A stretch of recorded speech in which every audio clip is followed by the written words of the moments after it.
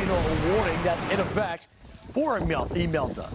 But what does that mean when you're actually there? What's it feel like? Let's get on the ground now, where we have Fox Weather Meteorologist Haley Meier bracing for those impacts.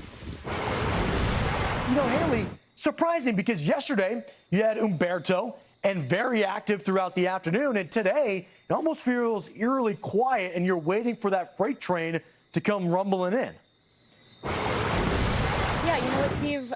That is a really good point. All day yesterday, there was rain, there was wind. You could feel some semblance of a tropical storm, a hurricane for that matter, that was coming in today. It felt like a classic island day where you had the sun, a couple pockets of rain here and there, but overall, folks were tanning. They were hanging out on the beach. They were doing what they did as tourists, shopping.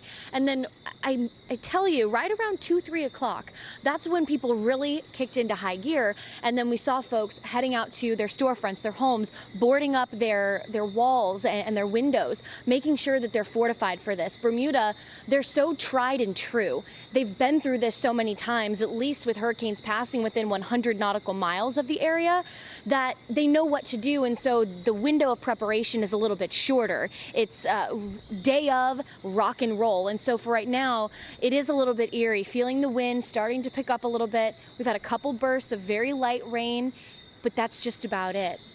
But Imelda is getting closer and closer. It'll be an overnight threat with winds close to 100 miles per hour.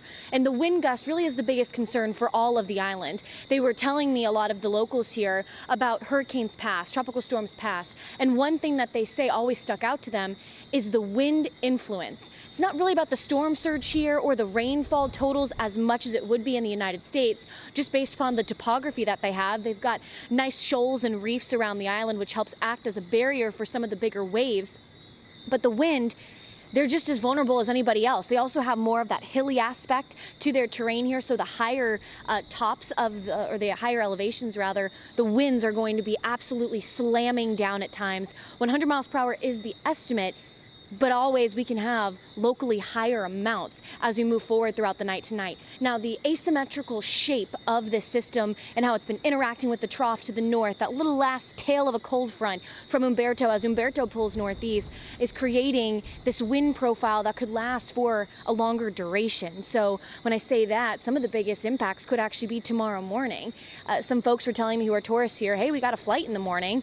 What do we do? And the airport is closed for the rest of today, and it's been closed for hours, and it's expected to stay closed throughout the early morning on Thursday, and then pending any kind of damage, that's when the airport could open back up. One big thing here too is called the causeway.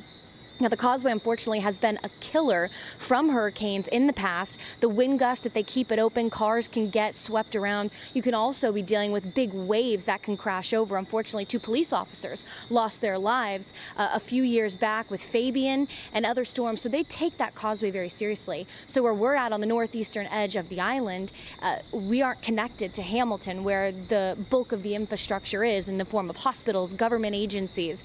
So the second you cross that causeway, whether you're on the east or the west side, you're stuck there. That causeway closed at 6 p.m. Bermuda time, so it's been closed for about 2-3 hours, and they literally park cranes in front of it at times to make sure nobody can go past. It's not just cones. They make sure that it's known for everybody across the area. Again, the winds coming as gusts. We've had tropical storm force winds today, and the conditions are only expected to deteriorate. That rain shield, I would say, give us another 2 hours, and it's going to be fully fledged right down here in Bermuda. We could see as much as 6 inches of rain on top of Umberto's 2 to 3 inches of rain that they had yesterday.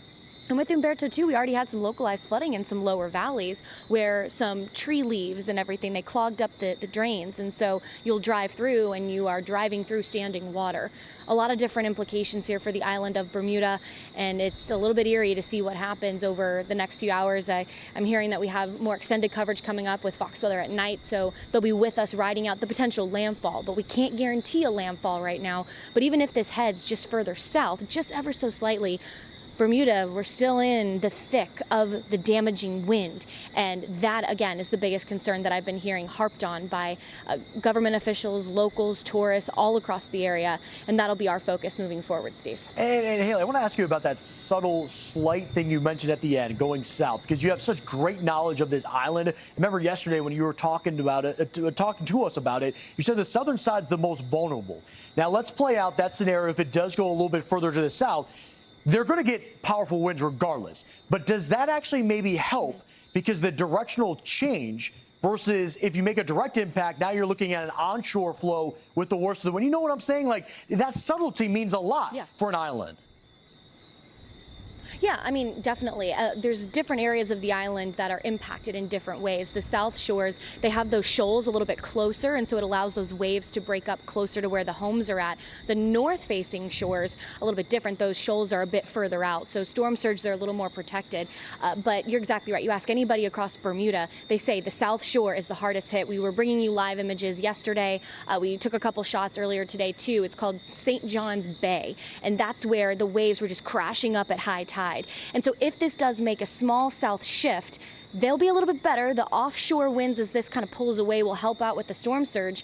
But then it begs the question, what about the North Shores, which is exactly where we're standing right now in St. George's Parish here in Bermuda. We are the tip of the northeast corridor of Bermuda, so we could see some of the biggest impacts, and we hope it doesn't catch Bermudans off guard who typically think, okay, South Shore's big impacts here. It could be this northeastern edge if we have that small southern shift. But it's really interesting the fact that, I mean, we are 21 square miles in the middle of the Atlantic Ocean, a needle in the haystack, that is the ocean. And so to get something to make that direct landfall, it's not easy. And to see that in potential back-to-back years, that's a really interesting forecast here for the Atlantic Basin, from Ernesto last year to then this year potentially Imelda. But we'll keep you up to date, as that landfall could happen as early as midnight, probably a little bit closer to 1:30 in the morning, which would be 12:30 Eastern time.